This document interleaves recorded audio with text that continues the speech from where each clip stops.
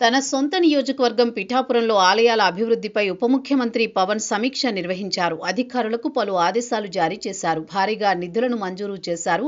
శక్తిపీఠం, శ్రీ పురుహూతిక అమ్మవారు, శ్రీ కుక్కుటేశ్వర స్వామి ఆలయాలు, శ్రీపాద శ్రీవల్లభ పీఠం వంటి ఆలయాలను ఆధ్యాత్మిక పర్యాటక కేంద్రం అభివృద్ధి చేసే ప్రణాళికను వేగంగా అమలు చేయాలని ఆయన ఆదేశించారు. ప్రఖ్యాత ఆలయాలతో పాటు నియోజకవర్గంలో జీర్ణావస్థకు చేరిన ఆలయాలను ఇప్పటికే గుర్తించామని, వాటికి పునర్జీవం కల్పించే పనులకు అవసరమైన నిధులు దేవాదాయ శాఖ సమకూరుస్తుందని పవన్ కళ్యాణ్ తెలిపారు.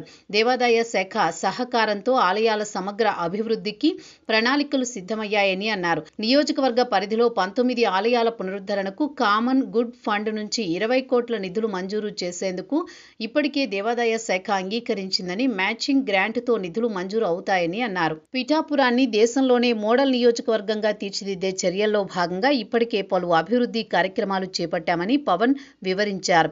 అందులో భాగంగా దేవాలయాల అభివృద్ధి, టెంపుల్ టూరిజంలో భాగంగా ఈ ప్రాంతం తీర్చిదిద్దే దిశగా ప్రణాళికలు రూపొందించుకున్నాయని అన్నారు.